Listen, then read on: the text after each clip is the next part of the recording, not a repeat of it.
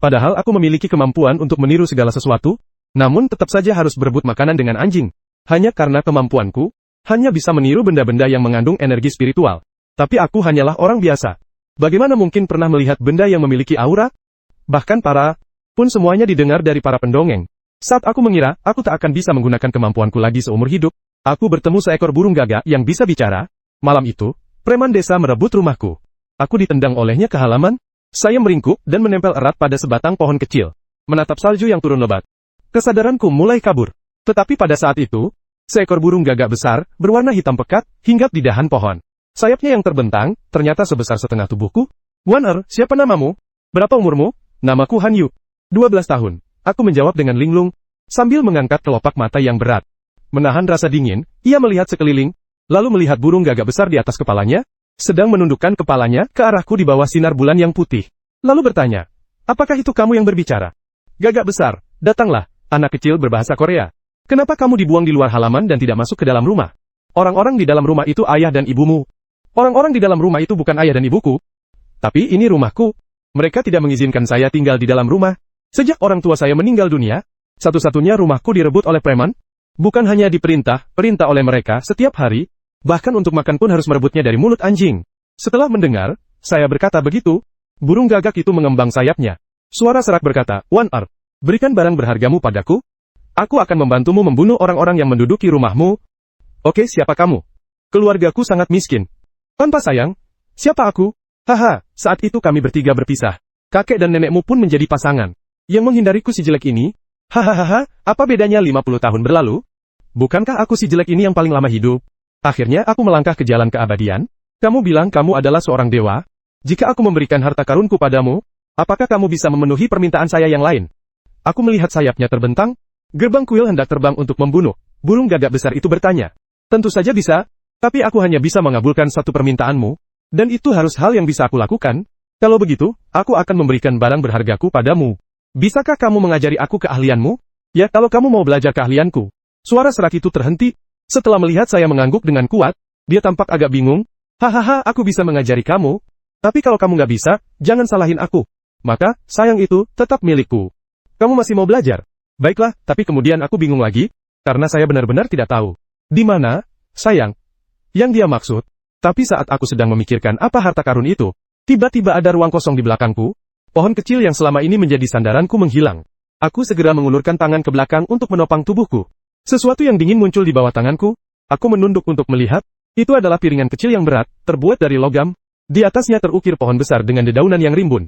Aku menggenggam piringan itu erat-erat, sambil memandang burung gagak besar yang sedang mengepakkan sayap di atas kepalaku. Apakah dengan memberikan harta karun ini kepadamu, aku bisa belajar keahlianmu? Saat itu, burung gagak besar itu membuka paruhnya, dan mengeluarkan suara gagak, mengatakan omong kosong, apa kau mau belajar terbang dari burungku? Bahasa klasik aku bingung. Bukankah burung gagak besar ini yang berbicara kepadaku? Lalu apa yang harus aku lakukan? Tepat ketika saya kebingungan, seorang pertapa berambut putih berjubah hitam, tiba-tiba muncul di hadapanku. Barang mainanmu tidak hilang kan? Aku mengangguk dengan kuat sekali lagi. Gagak besar itu kini terbang ke bahu sang tawis berambut putih. Masih kaget apa? Setelah berkata begitu, si pertapa berbalik dan berjalan ke depan. Baru saat itu aku mengerti. Yang berbicara kepadaku bukanlah burung gagak itu, melainkan pertapa tua ini. Setelah sadar, aku segera menahan rasa sakit dan mengikutinya. Keduanya dan seekor burung meninggalkan desa kecil itu. Akhirnya, setelah fajar menyingsing mereka tiba di sebuah kota kecil. Setelah mengajakku makan, tukang sihir tua berjubah hitam itu terus membawaku berjalan. Mungkin karena bosan berjalan, si tua dengan suara serak menceritakan kisah 3 sahabat hutan. Sang Yujenrim memiliki nama keluargahan. Satu bermarga Li, seorang bernama Wan Ketiganya bertemu dan menjadi pasangan saat berusia 20-an. Seni bela diri, tantangan penginapan persilatan cepat di dunia persilatan. Saat mendekati usia 40 tahun, Zenrin Sanyu menjadi ahli terkenal di negara Nanli. Sedangkan orang bernama Han pernah menyebutkan bahwa ia memiliki sebuah harta karun warisan keluarga yang berkaitan dengan latihan spiritual. Jadi, Quan Lin Sanyu pun ingin memulai perjalanan untuk menjadi seorang dewa. Penelitian ini, ternyata ketiga orang yang semula saling memanggil kakak adik itu justru mengalami keretakan. Jinghan membawa harta karun warisan keluarga dan pergi bermain, dan bersembunyi di sebuah desa kecil. Menjadi pasangan suami istri. Lalu ceritanya, tukang sihir berjubah hitam itu membungkuk tanpa berkata apa-apa. Tapi di dalam hati, aku sudah bisa menebaknya. Pasangan itu, jika tidak ada halangan, adalah kakek dan nenek saya. Hanya saja 50 tahun telah berlalu. Mereka hanya berhasil meneliti, meninggal dini. Tukang sihir tua ini, pasti orang yang dulu bernama Li itu. Tuan Dao, apakah Anda sudah bisa berlatih menjadi dewa? Menjadi dewa itu tidak mudah. Aku hanyalah seorang pemandu kecil. Sambil berkata begitu, si tua mengulurkan tangannya kepadaku. Berikan barang berhargamu itu padaku. Aku menyerahkan cakram kecil, yang diukir dengan pohon besar, yang rimbun kepadanya. Sambil sedikit tersenyum, karena setelah aku menyerahkan piringan kecil itu, aku merasa memegang sesuatu yang panas. Yang panas muncul kembali di tangan kananku. Tak lama kemudian, ada satu lagi di pelukannya. Yang persis sama. Lao Dao tidak menyadari ada yang aneh pada diriku. Saat itu, tubuhnya tiba gemetar hebat. Ini adalah tanda pengenal lembah Wan Chun. Begitu? Hahaha. Akhirnya aku bisa memulai perjalanan spiritualku. Tuan Tao yang sangat gembira memegang erat-erat piringan kecil itu. Lalu dia berkata kepadaku, kamu adalah Wan Er. Dan memberiku tanda pengenal lembah Wan Chun. Aku tidak bisa mengingkari janji kepada Wan Er. Selanjutnya aku akan pergi ke lembah Wan Chun. Sepanjang perjalanan ini, aku akan mengajari kamu sesuatu. Sejauh mana kamu bisa mempelajarinya? Tergantung pada nasibmu sendiri. Bahasa klasik aku mengangguk. Wajah sang biksu tua pun memancarkan kepuasan pada hari itu. Keduanya berjalan lagi puluhan mil. Beristirahat di penginapan di sebuah kota kecil. Saya makan lagi sampai kenyang. Ayo, aku akan mengajari kamu cara bermeditasi. Mendengar kata-kata itu, aku segera mengatakan bahwa itu adalah jimat kuno milikku. Sampai di kamar Taois tua itu, begitu masuk ke dalam kamar, si dukun langsung mengeluarkan pisau yang berkilau untuk mengeluarkan darah. Hal ini membuatku bingung sejenak. Melihat kebingunganku, si tua menjelaskan, bukan bermaksud menyakitimu. Ilmu sihir yang aku pelajari, bukanlah ilmu yang benar. Sejak awal harus mengeluarkan darah dan menenangkan jiwa, lalu dengan bentuk palsu yang mengeras, siklus langit mencapai efek yang mirip dengan ilmu sihir. Bagi sekte dewa, ini hanyalah trik sulap, tapi bagi manusia biasa, kita sudah termasuk santai. Baru sekarang aku mengerti. Lalu, sesuai petunjuk sang dukun, aku mengambil pisau untuk mengeluarkan darah, sambil mendorong dan mengalirkan darahku.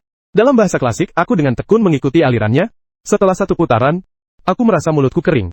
Dan pada saat itulah, Tuan Dao melepaskan cengkramannya. Bermain-main sambil mengamati latihannya. Lupa cara berlatih, anak itu bertanya padaku. Aku menundukkan kepala. Menahan rasa kering di mulut dan tenggorokan, aku meninggalkan ruangan. Kebetulan bertemu dengan pelayan. Lalu terlihat pelayan itu membawa 2 ekor ayam hidup ke kamar sang Taois tua. Segera keluar. Lalu, suara menelan terdengar dari kamar si tua. Aku tak berani memikirkannya lebih jauh. Segera kembali ke kamar untuk melanjutkan latihan. Berjalan lagi selama 2 hari. Saya semakin merasa haus dan mulut kering setiap hari. Seberapa banyak pun aku minum, rasa hausku tak kunjung hilang. Setiap kali makan sampai kenyang, tapi selalu merasa lapar, lalu bertanya kepada sang pertapa apa yang terjadi. Jika energi darahmu kurang, tentu saja kamu akan merasa haus. Tapi aku sudah melakukan yang terbaik. Tidak akan kuberikan padamu membelikan makanan berdarah untuk latihanmu. Hari ini aku akan mengajarkan 2 mantra lagi padamu. Setelah itu, aku tidak akan mengurusmu lagi. Hari itu, sang Taois mengajarkan 2 mantra kepadaku. Lalu dengan kesal, mengusirku keluar. Kedua mantra ini, yang satu disebut, titik darah, yaitu dengan mengentalkan darah menstruasi di dalam tubuh menjadi tetesan darah, dan memaksanya keluar dari tubuh, menembak ke arah sasaran, seukuran tetesan hujan, namun dapat menembus mata, dan membahayakan nyawa. Orang biasa pasti sulit menahannya. Sihir lainnya disebut sihir pemeliharaan jiwa. Yaitu ketika seorang Taois tua, memberi makan burung gagak dengan darah dan energinya sendiri, agar burung gagak itu tumbuh menjadi lebih dari 3 kaki. Begitu hewan yang dipelihara dengan ilmu sihir, akan menuruti perintah tuannya. Hari ini, si tua lalu menyerahkan tugas memelihara burung gagak kepadaku. Kembali ke dalam kamar, aku mencoba mengeluarkan darah mani, untuk menguji sihir seruling darah ini, tapi begitu mencobanya, aku langsung merasa ada yang tidak beres. Seiring darah haid ini berkumpul, menjadi tetesan sebesar butiran hujan yang menetes keluar dari tubuh. Tiba-tiba tangan dan kakiku menjadi dingin. Telingaku berdenging. Rasanya seperti kembali ke masa itu, malam di mana kami nyaris mati kedinginan dan kelaparan. Inikah rasanya ketika darah dan energi meninggalkan tubuh? Jika mantra ini tidak mengenai sasaran, takkan bisa lolos? Benar-benar tak berdaya? Seandainya darah haidnya lebih banyak sedikit saja? Saat pikiran ini muncul, rasa hangat di tangan saya muncul kembali. Segera setelah itu, setetes darah menstruasi yang merah cerah dan jernih muncul di telapak tanganku. Aku memandang setetes darah suci yang berlebih ini. Dalam hati aku berpikir, dengan begini, bukankah itu berarti bisa menembak 2 kali? Hanya saja, tidak tahu apakah darah haid ini bisa diserap. Saat darah menstruasi menyentuh kulit, latihan energi darah langsung berputar secara naluriah, menyerap darah menstruasi ke dalam tubuh, kemudian rasa hangat menyebar ke seluruh tubuh. Hal ini membuatku sangat gembira. Pada saat yang sama, rasa cemas pun muncul. Aku tahu rahasia ini tidak boleh diketahui orang lain. Namun, seberapapun hati-hatinya aku, tetap saja si tua Tao menemukan petunjuknya. Setelah 3 hari perjalanan, Tuan Tao menemukan burung gagak besar. Kenapa aku semakin suka berputar-putar di sekitar mainan kecil itu? Mungkinkah dia memberi makan burung gagak sampai kenyang? Tapi Xiaowan belum pernah diberi makanan berdarah. Kenapa sampai sekarang energi darahnya belum berkurang? Justru, semakin terlihat segar. Nah, kemarilah, biar aku lihat. Dengan hati berdebar-debar, aku berdiri di depan Taois tua itu. Aku menatapnya tanpa berkata-kata. Dao Dao meletakkan tangannya di pergelangan tanganku untuk merasakan aliran darah dan energiku. Alisnya langsung terangkat. Xiaowan, bagaimana kamu berlatih? Tunjukkan padaku. Setelah mendengarnya, aku duduk bersila di tanah dan berlatih sekali. Tuan Tao memandangnya dengan saksama, tetapi tidak melihat ada masalah apapun. Latihan kekuatan darah ini, pada dasarnya adalah hasil dari kebetulan, dari seorang budak darah, sekte sihir jahat yang melarikan diri. Metode latihan, Pseudosian. Lagi pula, Taois tua itu juga tidak pernah belajar menjadi dewa. Tentu saja tidak tahu harus mulai dari mana. Akhirnya, si tua pun tidak bingung lagi. Lagi pula tinggal beberapa hari lagi, saya bisa membawa benda pusaka ini, dan memulai perjalanan menuju jalan kebenaran. Sudahlah, dengan tingkat kultivasi seperti ini, aku tidak tahu apakah ini hal yang baik, atau buruk. Terserah kamu. Jika ada masalah dengan latihanmu, kamu akan tewas. Pasti, jika arwahnya masih ada di surga, dia tidak akan menyalahkanku. Setelah mengatakan itu, si Taois tua tidak lagi menghiraukanku. Hal ini membuatku merasa lega. Kembali ke rumah untuk memberi makan burung gagak besar. Lalu memeras darah esensialnya sendiri, menyalin darah esensial untuk berlatih. Jumlah total energi dan darah kembali meningkat. Kemudian melanjutkan perjalanan selama 2 hari. Jumlah pejalan kaki di jalan semakin banyak. Ada kereta yang dihias dengan mewah. Kereta yang ditarik kuda jantan diikuti oleh para dayang, pengawal, dan sebagainya. Semuanya sama seperti kita, sedang bergegas ke arah timur. Apakah Dao Ye dan yang lainnya juga pergi ke lembah Wancun? Ya mereka juga ingin mencari orang bijak untuk mendapatkan keabadian. Tapi apakah bisa menjadi dewa? Bukan keputusan mereka sendiri. Hari ini kita berhenti, dari lembah Wancun. Sekitar setengah hari perjalanan dari lembah Wancun, kota kecil ini bernama Qiuxian. Telah selama bertahun-tahun, tempat tinggal bagi mereka yang mencari jalan kebenaran untuk menjadi dewa. Orang-orang berlalu lalang di kota kecil ini, dan mengenakan topi brokat. Orang yang memakai topi bulu musang, atau membawa pedang. Membuat saya yang berpakaian lusuh ini, merasa segar. Tukang sihir tua itu melihat penampilanku yang seperti ini, tanpa sadar berkata, keterampilan yang aku ajarkan padamu, kamu hanya perlu berlatih selama beberapa tahun. Kamu bisa menjadi tamu kehormatan para pejabat dan orang-orang berpengaruh ini. Dan menikmati kemewahan seumur hidup. Bahasa klasik, saya tidak menjawab. Hanya diam-diam menyentuh benda kenangan di dadaku. Lalu mencari penginapan untuk beristirahat. Tanpa disangka, begitu sampai di lantai 2. Sudah diincar oleh seorang pemuda berpakaian mewah, yang duduk di dekat jendela. Pelayan di pelukannya berbisik mengingatkan kakek. Lihatlah burung itu. Pemuda berpakaian mewah itu langsung tertarik. Burung hitam besar ini memang gagah. Wang San, bawakan burung itu ke sini. Pria kekar bernama Wang San itu segera berjalan ke hadapanku. Mengulurkan tangannya untuk menangkap burung gagak besar itu. Baru saja keluar dari desa, aku belum pernah melihat pemandangan seperti ini. Langsung menatap si tukang sihir tua, kenapa kamu melihatku? Bukankah aku sudah memberimu kemampuan itu? Setelah Taois tua itu selesai berbicara, belum sempat aku bereaksi, saya melihat burung gagak besar terbang di udara. Sepasang cakar tajam, menggambar, meninggalkan luka dalam di lengan Wang San. Wang San menjerit kesakitan, dan menyerang dengan nekat. Sambil berkata begitu, dia mencabut pisau di pinggangnya dan menyerangku. Dalam sekejap, aku mengumpulkan tetesan darah, dan melontarkannya ke arah orang itu, dengan suara plop. Pisau berdarah menembus pelindung bahu Wang San, lalu menembus meja kayu tanpa terhenti. Wang San menatapku dengan terkejut dan ketakutan. Langsung saja dia berlutut. Sihir, dan pemuda berpakaian mewah sebelumnya juga langsung berlutut di tanah. Ternyata itu adalah Xian Tong. Orang di hadapan ini adalah Wei Xiaobao, putra keempat Perdana Menteri Kerajaan Nanli. Mohon maafkan saya, guru dan murid. Tuan Tao tidak menghiraukan orang-orang yang berlutut di tanah, melainkan menatapku dengan sedikit curiga. Anak ini, setelah melepaskan darah esensialnya, masih memiliki tenaga untuk berdiri. Darah dan energi tidak terlihat melemah. Benar-benar aneh, sangat kuat. Kalian semua bangunlah. Jangan ambil barang kami lagi. Tapi begitu aku bilang begitu, Wei Xiaobao dan yang lainnya mengira aku sedang bersikap sinis. Menuduh mereka mencuri barang, segera bersujud, dan mengakui kesalahan mereka atas beberapa pelanggaran. Mengakui kesalahan mereka terlebih dahulu, saya bersedia mengerahkan seluruh kekuatan saya untuk meminta maaf kepada Xian Tong. Saya melihat mereka tidak berani bangun, mereka bersikeras meminta maaf. Aku berpikir sejenak, tapi tidak tahu harus memesan apa. Kalau tidak mereka mungkin harus terus berlutut. Aku melihat burung gagak di pundakku. Tiba-tiba teringat sesuatu. Apakah kalian membawa banyak makhluk hidup? Wei Xiaobao mengangkat kepalanya dengan hati-hati. Kembali ke saat aku datang dengan membawa 8 ekor kuda jantan. Tepat di kandang kuda penginapan. Saya akan segera menyuruh pelayan untuk menyiapkan. Kemudian ia segera membawa rombongannya pergi. Takut aku berubah pikiran lagi. Setelah orang-orang ini pergi, aku menatap Tuan Dao. Apakah ini bisa dijadikan makanan berdarah? Terlalu sulit. Tapi tempat ini tidak jauh dari gerbang Xian di lembah Wancun. Jika benar-benar guru lembah Wancun keluar untuk menyingkirkan roh jahat, bisakah kamu menjelaskannya dengan jelas? Kalau begitu, aku akan membagi setengahnya untukmu. Itu baru masuk akal? Si tua tersenyum puas, lalu mengikuti pelayan ke bawah untuk mengikat kudanya. Aku pun kembali ke kamar, untuk memberi makan burung gagak hasil latihan sebelumnya. Keesokan paginya, Tuan Tao kembali ke penginapan, memberiku sebuah botol kecil. Ini kaleng darahmu, isi di dalamnya cukup untuk batu darahmu selama 3 bulan. Asal hati-hati saja. Jika digunakan dengan hemat, bisa bertahan setahun. Sutradara saya akan pergi ke lembah Wancun hari ini. Katakanlah, lalu berbalik dan pergi. Aku pun diam-diam mengikutinya dari belakang. Tuan Tao pun tidak mengusirku. Begitulah, seorang tua, seorang anak kecil, dan seekor gagak, meninggalkan kota Kyosian yang ramai, menuju lembah Wancun di sebelah timur. Setengah hari kemudian, dari kejauhan terlihat sebuah pohon raksasa, menjulang di depan gunung. Pohon raksasa menjulang tinggi ke langit. Awan putih melayang di belakang pohon.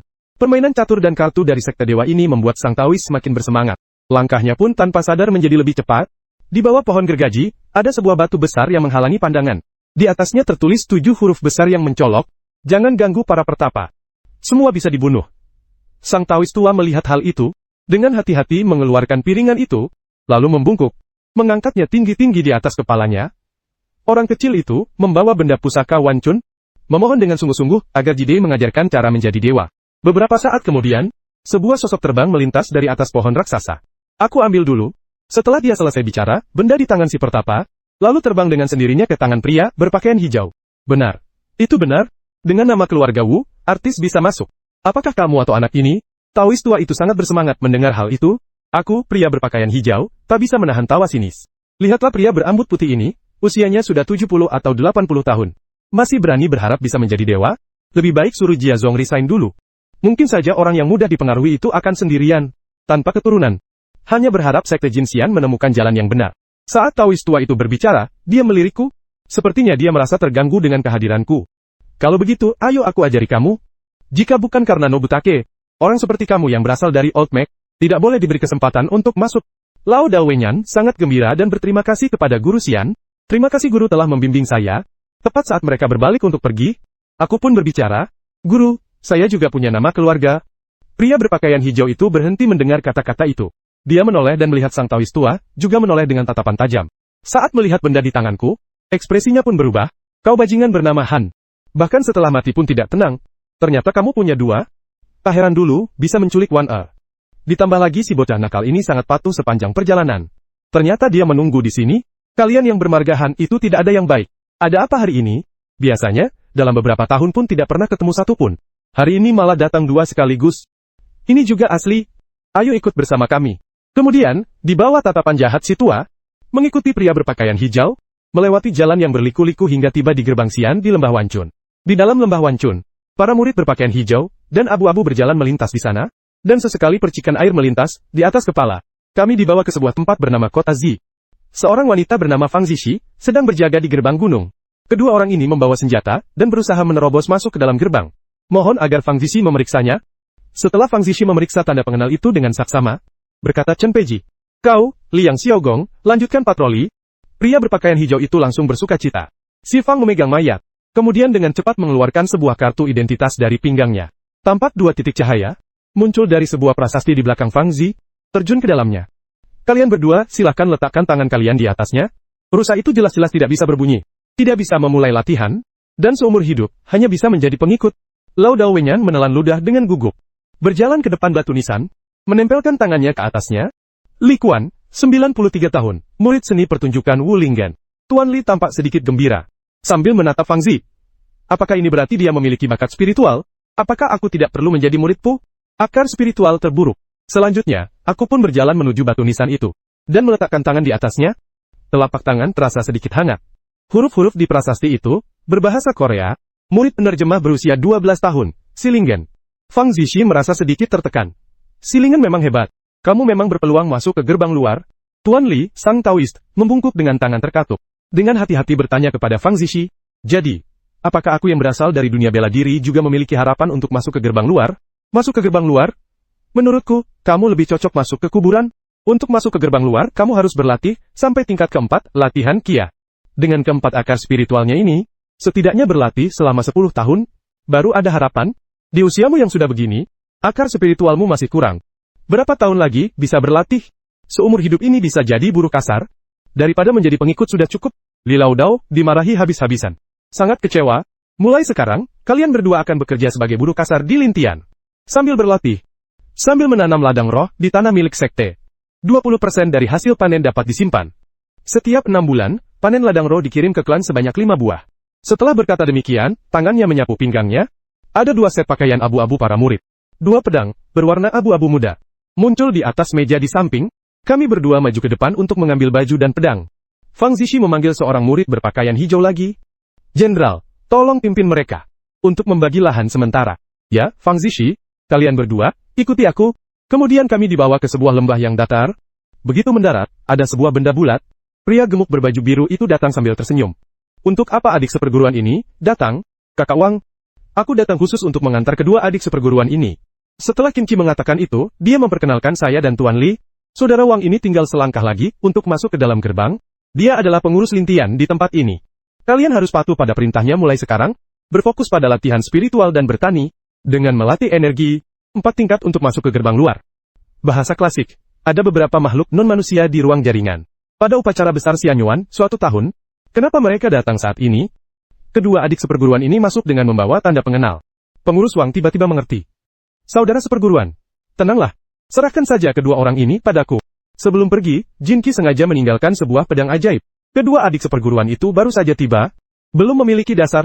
Di dalamnya ada Felspar. Sampai jumpa lagi di luar pintu jika ada kesempatan.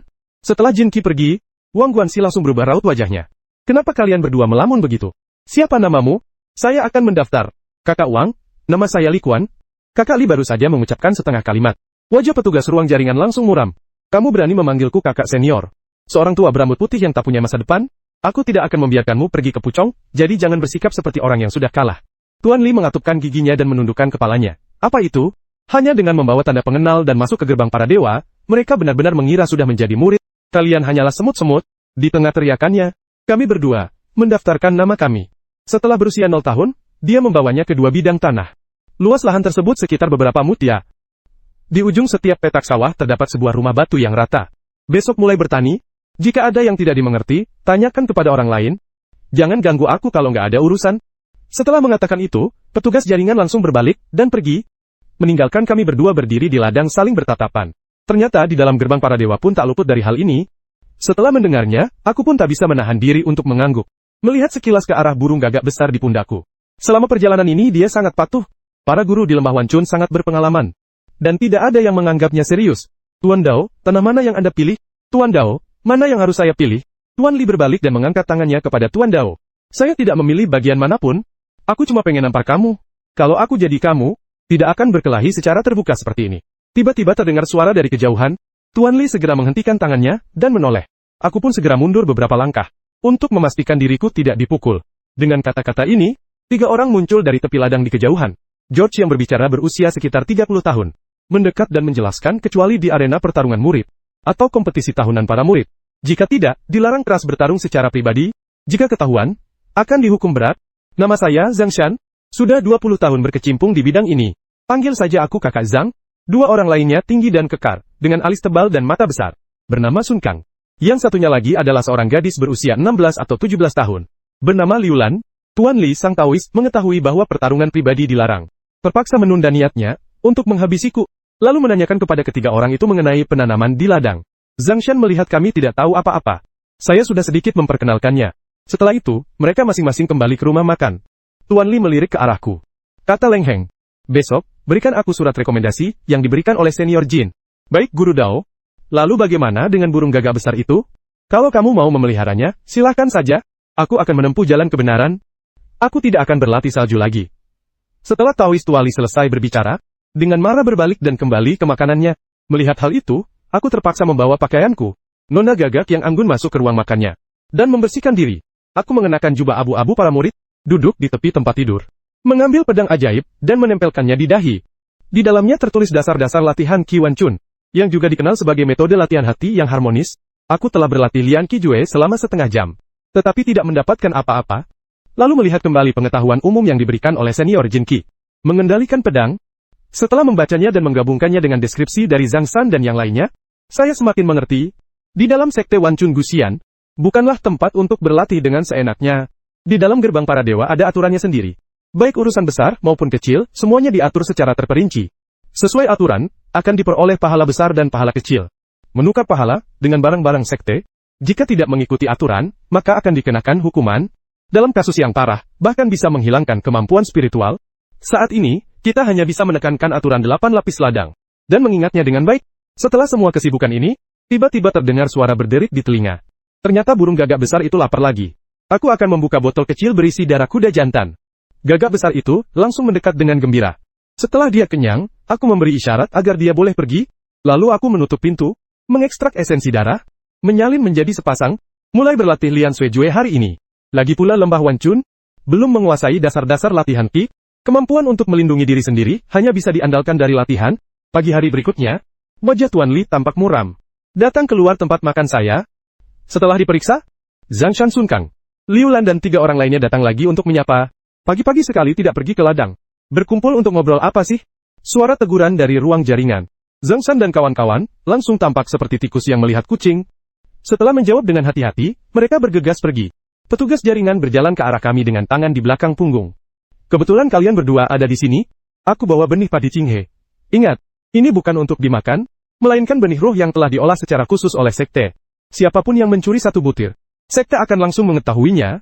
Beras Qinghe ini berumur 6 bulan sekali. Setiapmu dapat menghasilkan 50 jin beras Qinghe. Jika bisa mencapai, kalian bisa mempertahankan 1 kota, klan akan memberi kalian 1 bagian upah per hektar. Jika tidak mencapai 30 jin per mu, tidak ada masalah. Tetapi beras Qinghe tidak boleh berkualitas rendah. Jika kurang dari 30 jin per mu, kalian akan dikenakan sanksi. Setelah mengatakan itu, pengelola jaringan itu melemparkan 2 kantong biji-bijian, lalu berbalik, hendak pergi. Melihat hal itu, Tuan Li segera bersuara. Tuan pengelola, tunggu sebentar. Ada satu hal yang masih belum saya mengerti. Saya ingin bicara. Grosir. Manajer jaringan berhenti dengan sangat tidak sabar. Saya ingat, Gubernur Fang memberitahu kami, bahwa 20% hasil panen di Lintian boleh disimpan. Saya tidak tahu apakah saya salah mengingatnya. Petugas jaringan tidak sabar. Hiti berteriak, bahwa kalian boleh menyisakan 20%. Tapi pada tahun pertama kalian datang, kemampuan kalian belum cukup. Qinghe dan Mi tidak mendapatkan apa-apa. Bukankah aku yang memberi kalian makan dan minum? Kota ini adalah konsumsi normal kalian? Kamu pikir aku mau repot-repot mengurusi urusanmu, si tua berambut acak-acakan? Bisakah kita tidak merepotkan admin? Kalau begitu, kita cari cara sendiri untuk makan dan minum? Tuan Li baru saja selesai berbicara. Tiba-tiba terlihat pengurus jaringan menyatukan kedua jarinya. Lalu bersuara. Segera setelah itu, seberkas cahaya putih terang melesat, Tuan Li terlempar ke udara. Terbaring di tanah dengan hidung dan mulut berdarah, si tua berambut acak-acakan, kamu pikir aku sedang menawar denganmu? Kalau ada lagi aku tidak akan membiarkannya begitu saja. Setelah berkata begitu, dia pun pergi dengan membalikkan lengan bajunya. Aku menyaksikan adegan ini. Tiba-tiba teringat. Saat rumahku direbut oleh preman, dalam hati aku tak bisa menahan diri, untuk tidak berterima kasih kepada Tuan Li Kipaya, baru saja tiba di dunia kultivasi, sudah langsung memberi saya pelajaran, bertahan hidup. Aku saat ini, membantu Tuan Li kembali ke tempat makannya, dan membawa benihnya kembali. Tuan Li sang tawis, berbaring di tempat tidur sambil melihat saya sibuk mondar-mandir. Tatapannya perlahan menjadi lembut komaru. Mengapa kau merawatku? Aku hampir memukulmu kemarin, apa kamu lupa? Aku menggaruk-garuk kepala. Sepanjang perjalanan ini, Tuan Dao, meskipun Anda berkata tidak sopan kepada saya, sebenarnya tidak pernah benar-benar menyakiti saya. Jika kamu benar-benar mencuri barang, seperti yang dilakukan pengurus Wang, kamu tidak akan berbicara sebanyak ini kepadaku. Tuan Li tersenyum lega. Mata tua yang kabur itu memancarkan cahaya lembut. Siang harinya, pengurus Wang datang lagi, memberi saya dan Tuan Li masing-masing 100 jin beras merah, tanpa penjelasan apapun, berbalik dan pergi. Sampai malam hari ketika Sun Kang datang untuk menggoda Taois Tua Lia, kita baru tahu bahwa beras ajaib Qinghe ini mengandung energi spiritual, yang dapat meningkatkan kecepatan latihan. Ini mengingatkanku pada benda pusaka yang telah disalin. Dan ketegangan, jika bisa meniru beras roh, maka perjalanan menuju keabadian mungkin saja bisa dilalui. Kakak Sun, apakah kamu punya beras ajaib? Bolehkah aku melihat seperti apa bentuk beras roh itu? Seperti benih roh yang dibagikan? Bukan hal yang sama, kan? Sun Kang menggaruk-garuk kepalanya dengan ragu-ragu. Kepekaan yang matang memang berbeda dengan benih roh. Aku masih punya sedikit beras roh. Tapi aku juga harus berlatih. Tidak boleh terpengaruh oleh dunia luar. Dia memiliki bakat spiritual 4 elemen. Sudah 5 tahun berlatih. Tahun ini sedang bersiap untuk menembus level latihan ketiga. Setiap sumber daya latihan sangat berharga. Kakak Sun, aku tidak akan meminjamkan kepekaanmu. Aku hanya ingin melihat seperti apa rupa Ling Min. Sun Kang ragu-ragu sejenak lalu berkata, kalau begitu tunggu aku sebentar di rumah. Aku akan segera mengambilnya untuk kamu lihat. Setelah kembali ke rumahnya, Saya tidak menunggu lama, sebelum bertemu Sun Kang. Sun Kang memegang dua gumpalan kain bersih. Setelah dibuka, di dalam gumpalan kain itu ada nasi seukuran kepalan tangan. Inilah bola nasi yang terbuat dari beras King Healing Mi. Di dalam bungkusan kain lainnya, terdapat segenggam kecil beras berwarna putih susu yang sedikit berkilau. Inilah beras ajaib King He. Kakak Sun, bolehkah aku menyentuhnya? Sun Kang mengangguk, menyerahkan onigiri dengan rasa manis. Aku mengambil onigiri beras. Telapak tanganku merasakan getaran kecil dari pikiran melalui kain. Perasaan yang sama seperti saat menyalin tanda pengenal lembah Wan Chun.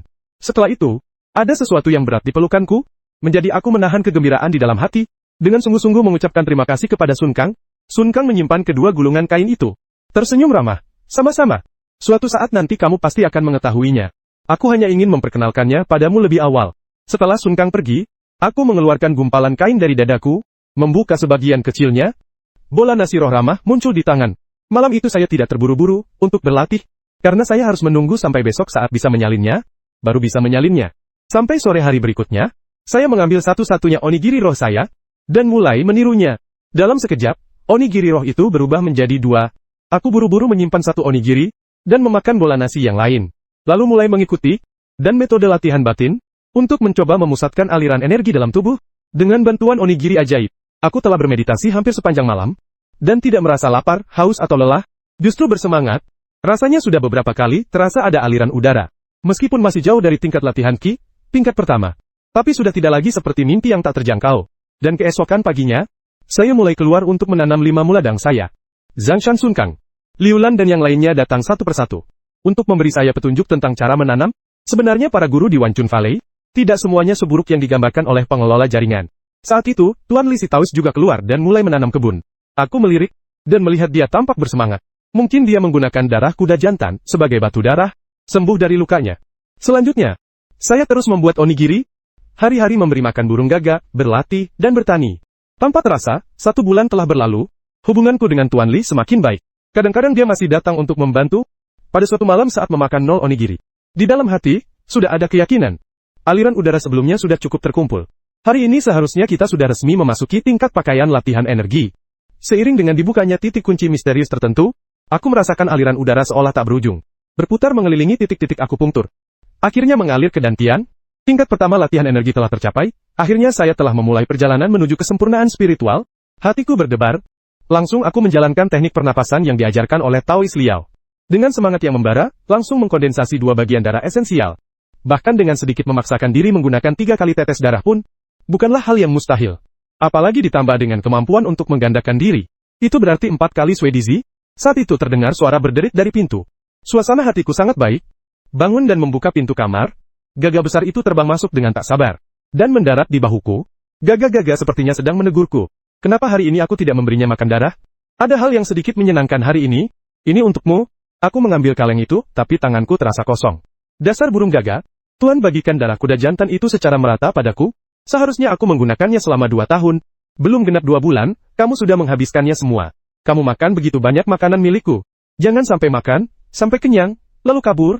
Gagak besar itu menoleh ke arahku dengan ragu-ragu. Aku langsung memeras 2 tetes darah esensial, dan memberikannya kepadanya untuk dimakan. Mulai saat ini, kau adalah gagakku. Setelah burung gagak menelan kedua tetes darah itu, aku memanfaatkan kesempatan itu untuk mengumpulkan energi dan melatih teknik oksigen link. Mengubah burung gagak besar itu sepenuhnya menjadi burung gagak milikku. Burung yang bagus. Carilah benda-benda yang berguna untuk latihan spiritualku. Di masa depan, bantulah aku dalam perjalanan menuju keabadian dan menjadi dewa.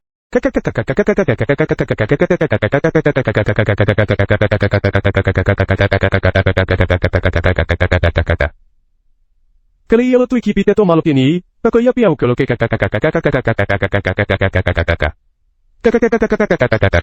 siap melayani tuannya.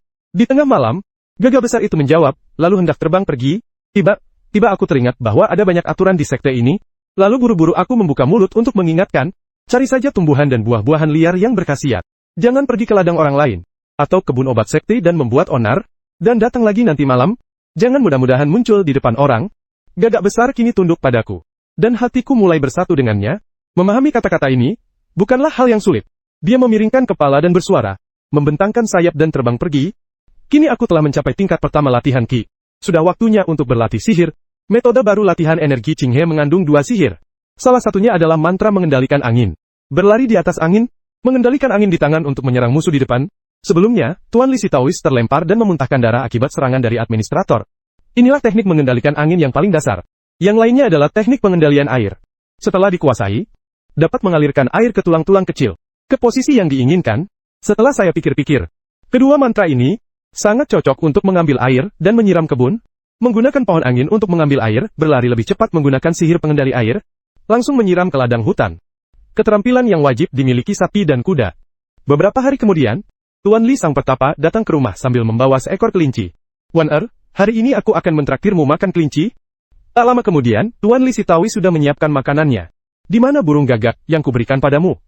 Aku tidak tahu. Mungkin sudah terbang. Karena aku sudah bilang, sekarang burung gagak besar bersembunyi di siang hari, dan keluar di malam hari, dan tidak berkotek-koket saat terlihat. Lebih baik terbang saja. Saat burung gagak besar itu kembali malam itu, ada seekor gagak berukuran biasa yang mengikutinya. Wah, aku meminta bantuanmu untuk mencari ramuan ajaib. Tapi kamu malah cari teman dulu. Gagak besar itu bersuara pelan mendengar hal itu. Maksudmu, semakin banyak orang yang membantuku, semakin mudah mencariku? Melihat burung gagak mengangguk dengan penuh pengertian, aku pasti tertawa. Itu juga masuk akal. Lalu aku mengeluarkan darah haid ke dalam mulut burung gagak yang baru saja dibawa oleh teknik pemeliharaan roh selama kehamilan, berhasil mendapatkan seekor hewan peliharaan kecil. Begitulah, setengah bulan berlalu dengan keraguan. Saya menemukan lubang tikus di dekat ladang roh, sejenis tikus yang disebut tikus pencuri lonceng. Seukuran musang. Bulu yang kuat, menggali dengan sangat cepat. Sihir biasa sama sekali tidak bisa membunuhnya. Zhang San, Sun Kang, dan yang lainnya sibuk mengurus ladang mereka sendiri, sedangkan Taois tua dan aku, tidak bisa berbuat apa-apa terhadap tikus-tikus ini. Malam itu, Tuan Tao diam-diam menemuiku. Ayo main-main, ini kesempatan kita untuk mendapatkan camilan. Aku sudah menanyakan ke Fang Shi. Satu mayat pencuri kentang bisa ditukar dengan 2 jin beras. Ayo kita masing-masing membunuh beberapa ekor dengan pisau beracun. Nanti kita ke Fang Shi untuk menukarnya dengan beras, atau camilan. Mata pencuri kentang di kegelapan malam bersinar. Sangat jelas, di tengah ladang, ada total 5 pencuri kentang di ladang kita. Aku bisa menggunakan Swedizi 3 kali, kamu seharusnya bisa menggunakannya sekali. Kalau beruntung bisa membunuh 4 ekor. Jika tidak beruntung, mungkin hanya bisa membunuh 2 atau 3 ekor. Kalau kita bagi 2 hari, seharusnya bisa. Aku mendengarnya dan merasa tenang. Tuan Dao telah memakan begitu banyak makanan berdarah. Jumlah darah esensial yang dihasilkan, ternyata sama dengan saya. Aku memikirkannya sejenak. Aku berbisik. Aku hampir bisa mengeluarkan bola darah kedua. Kamu benar-benar anak yang penuh semangat. Aku tidak tahu bagaimana kamu berlatih. Setelah mengatakan itu, sang Taois tua tidak menanyakannya lebih lanjut. Dengan satu tangan, dia memencet dan memutar hingga tetesan darah keluar. Tetesan darah yang dimakan oleh Red Sukawazu tersembunyi di dalam kegelapan malam, dengan cepat menembus bulu seekor pencuri kentang. 2 titik cahaya di mata pencuri kentang, itu langsung padam. Aroma darah perlahan menghilang. 2 jin beras sudah di tangan. Tuan Li langsung tersentak. Lalu memamerkan bau darah, tiba-tiba menelan ludah. Bergumam, darah ini mengandung energi spiritual. Jika digunakan untuk membuat batu darah, bukankah itu akan menjadi? Apakah kamu mulai berlatih latihan darah lagi? Kecepatan latihanku terlalu lambat. Jika hanya berlatih metode kultivasi Qinghe, mungkin sampai mati pun tidak akan bisa menempuh jalan yang benar. Setelah Tuan Li selesai berbicara, ia melanjutkan pencarian di ladang untuk mencari teknik pemanggilan roh lainnya. Tak lama kemudian, Tuan Li Sitawis kembali menghabisi 2 ekor lagi. Ketiga ekor ini, milikku. 2 yang tersisa, bunuh sendiri, dan kirimkan kepadaku. Baik, besok kita tukar bareng-bareng 0 meter. Aku harus segera berlatih. Setelah berkata begitu, dia menelan ludahnya dengan tak sabar. Sambil membawa 3 ekor tikus yang baru saja mati. Dengan tergesa-gesa merusak makanannya sendiri. Tanpa Tuan Li, aku merasa lega. Lagi pula, kalau peluru darah itu meleset, tidak bisa lagi mengumpulkan. Sekarang bisa memusatkan tetesan darah keempat dengan susah payah.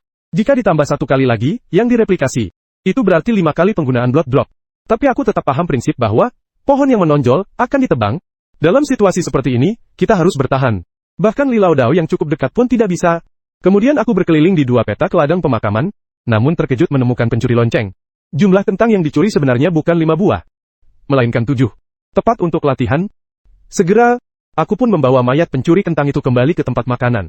Tapi kemudian aku tiba-tiba merasa banjir. Seandainya semuanya diserahkan kepada Tuan Li, rahasianya pasti akan terbongkar. Namun, jika tidak diserahkan kepada Tuan Li, saya sendiri juga akan kesulitan mengatasinya.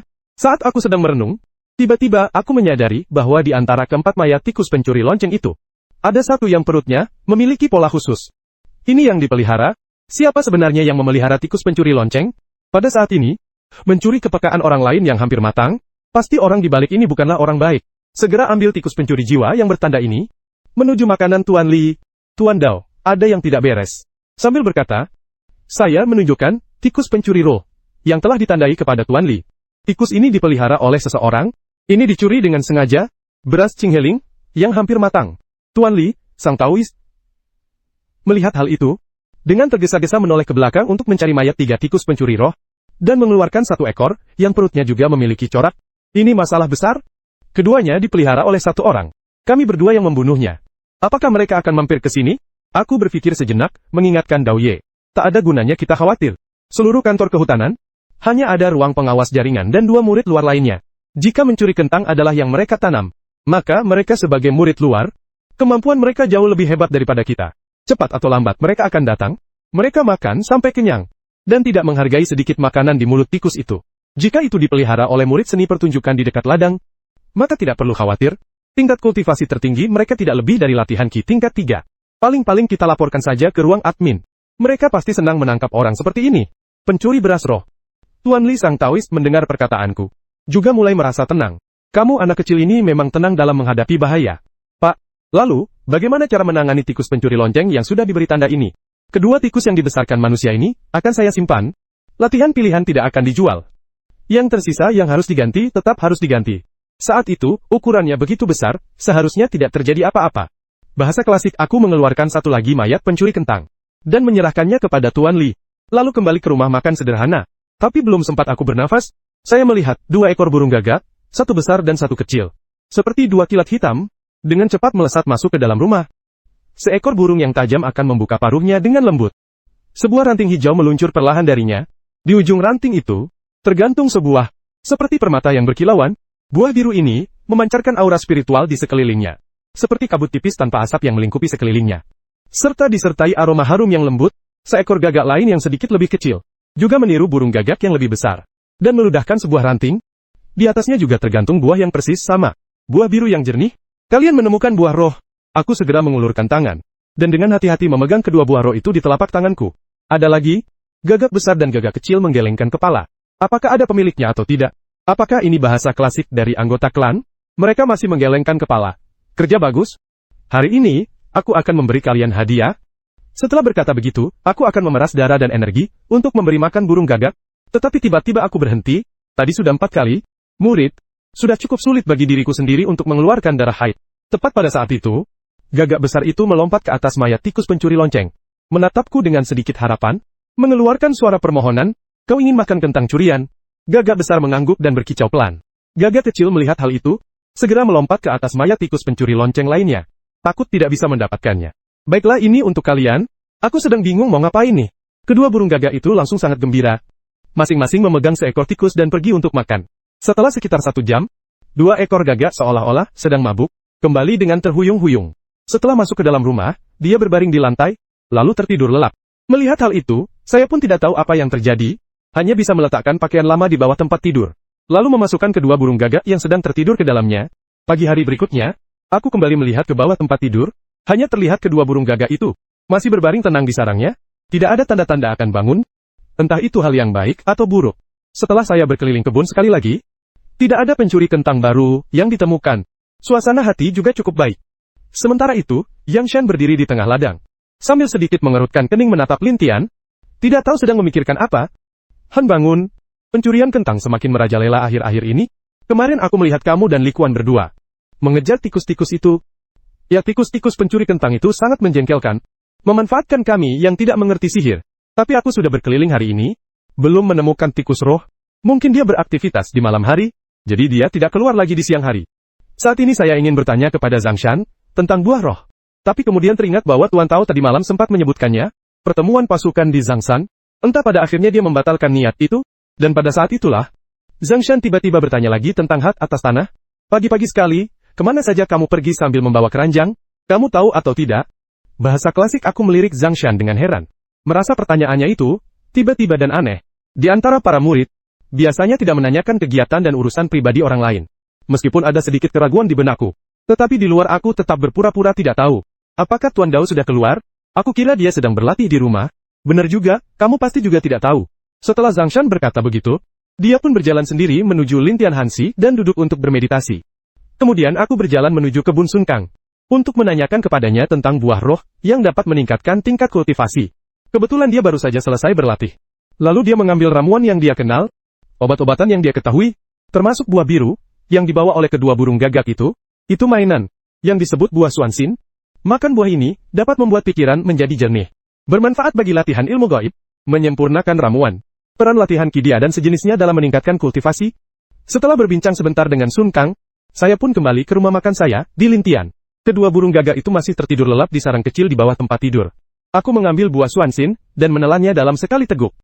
Tiba-tiba terasa hawa sejuk, mengalir langsung ke pusat energi. Demikianlah latihan berlanjut hingga sore hari ketiga. Pintu kamar diketuk. Aku membuka pintu dan terkejut. Tuan Li tampak berantakan. Tampak lesu, Tuan Tao.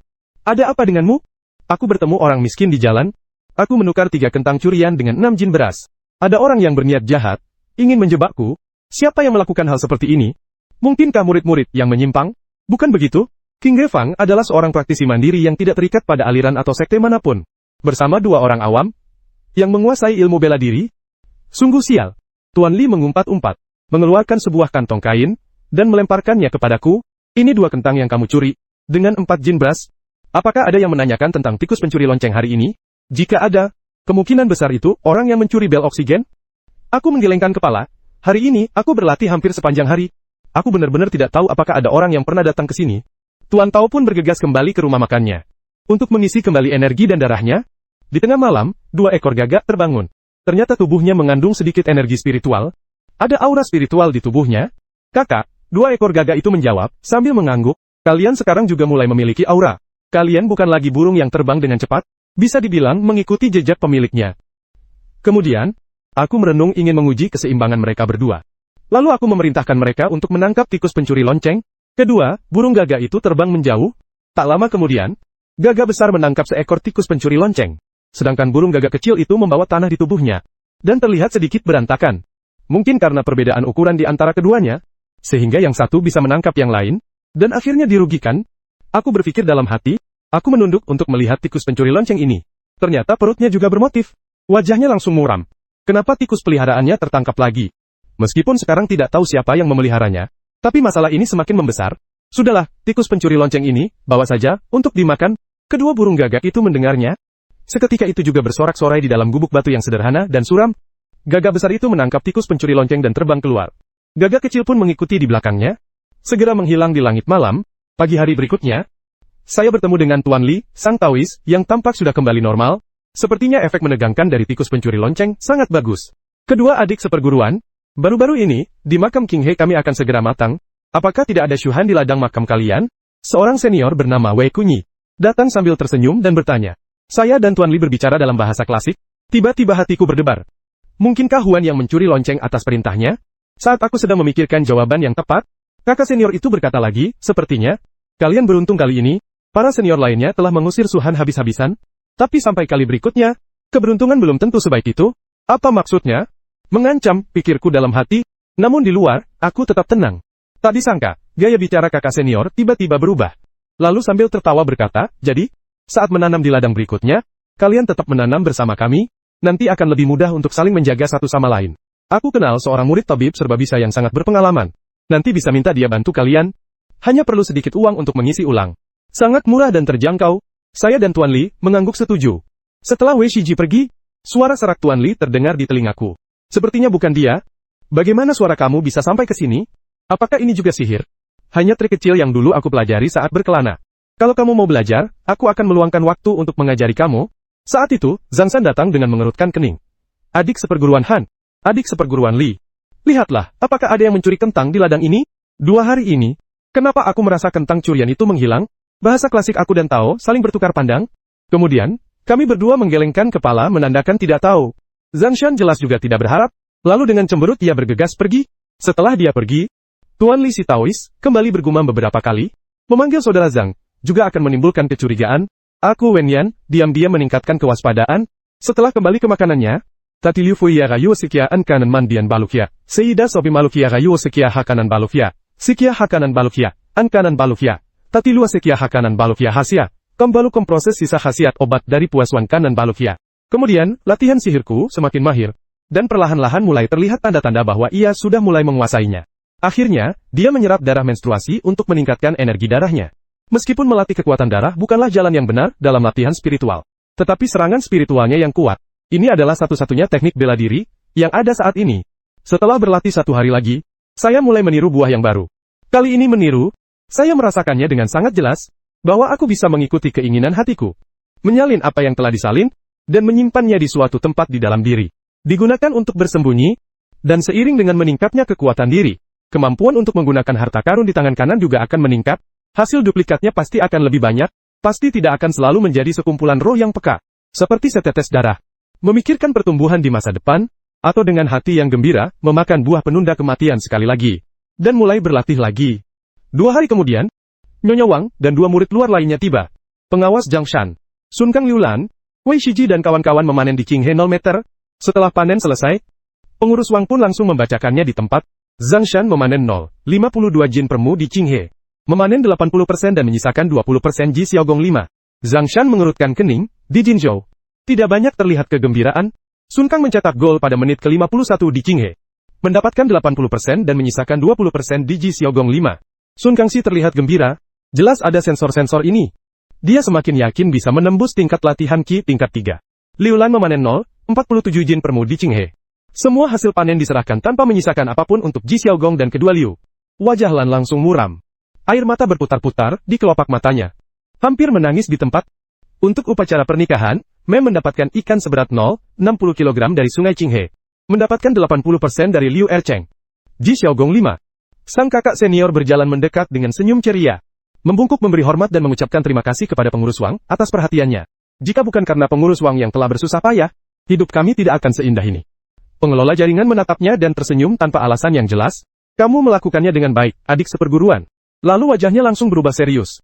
Murid lain berkata, ada beberapa hal lagi. Saya ingin memanfaatkan kesempatan ini untuk mengumumkan kepada kalian. Dengarkan baik-baik dan ingatlah. Hal pertama, mundur perlahan dari lahan kosong. Beberapa bulan terakhir, di kantor lahan kosong, 2 murid pembantu mengalami kecelakaan. Salah satunya adalah Wang Fugui. Wulingen Zi meninggal dunia karena sakit. Jasa telat jasanya bagi sekte telah habis. Anaknya yang laki-laki dan perempuannya tidak memiliki bakat spiritual. Diusir dari lembah Wancun dan ladang spiritualnya disita. Yang lain adalah bakat akar spiritual Ling Hui. Pergi dari Lintian tanpa izin. Pergi selama 2 bulan tidak akan membuat kebun menjadi tandus. Mengambil kembali ladang roh dan menugaskan murid luar untuk menyelidiki. Ada satu hal lagi, metode Qinghe. Terdapat jejak para praktisi sihir dari gerbang darah iblis di sekitar sini. Murid-murid dalam sekte telah menerima tugas. Cara berpatroli disesuaikan dengan tingkat kultivasi Weimo kalian. Jika bertemu dengan sekte darah iblis kalian pasti akan mati. Jadi kalian semua, jangan pergi ke Qinghe kecuali benar-benar terpaksa. Jika kalian ditahan, saya tidak akan menjemput kalian. Nanti hidup atau mati, tergantung pada nasib kalian sendiri. Setelah pengumuman dari petugas jaringan, tampak jelas bahwa tubuh Tuan Li tegang. Jelas sekali dia sangat gugup. Setelah mereka pergi, aku dan Tuan Li saling bertukar pandang. Lalu masing-masing kembali ke ruang makan. Selanjutnya, saya mengulangi latihan sebelumnya.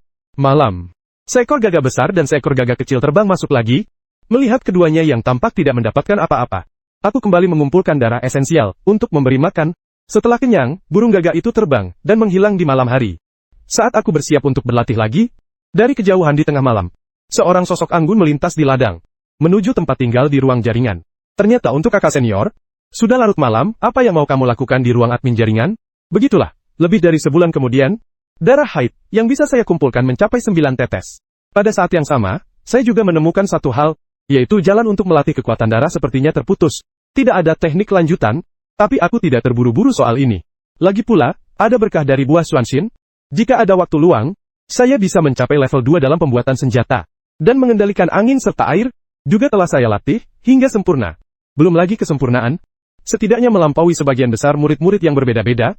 Bicara soal itu, sudah lama tidak ada kabar. Sampai tingkat mana Tuan Li telah berlatih. Sambil berpikir demikian, saya tiba di warung Pak Li. Nah, ada apa? Aku perhatikan, mata Tuan Li sedikit memerah. Jelas dia masih berlatih ilmu darah dengan mengonsumsi darah sebagai sumber oksigen. Tapi sepertinya energi darahnya tidak terlalu kuat. Sepertinya masih jauh dari 9 tetes darah haid. Tuan Dao, apakah pasar Qinghe sudah bisa dikunjungi sekarang? Ya, sudah bisa dikunjungi. Praktisi iblis tidak menemukan murid dalam. Berpatroli sebulan, lalu pergi. Wan kamu juga mau ke Qinghe? Aku mengangguk. Meskipun berkat efek menyegarkan dan membangkitkan kesadaran dari buah Xuanxin, sudah menguasai ilmu mengendalikan angin dan air. Hingga batas maksimal yang bisa dicapai saat ini. Selanjutnya, selain memurnikan khasiat buah Xuanxin, kita juga perlu memperluas wawasan, mempelajari lebih banyak pengetahuan dasar tentang kultivasi. Juga perlu mempelajari cara-cara lain untuk meningkatkan kepercayaan diri dalam melindungi diri. Baiklah, besok kita pergi seperti itu. Tuan Li si Taois tidak menolaknya. Keesokan paginya, pertama-tama, saya melakukan patroli rutin di kebun. Kemudian bersama Tuan Li, sang Taoist, pergi ke Qinghe untuk menemui pejabat setempat. Sepanjang perjalanan, Tuan Li menceritakan kepadaku beberapa hal yang perlu diperhatikan dalam melakukan kunjungan, lalu, dan mengambil sebuah tempayan dari keranjang bambu. Topi itu, untukku setelah masuk ke ruang tamu, bukan langsung ke toko, melainkan deretan kios yang tersebar luas. Lihat ke dalam gubuk bambu di tepi jalan. Saat akan pergi, saya menghentikan pena.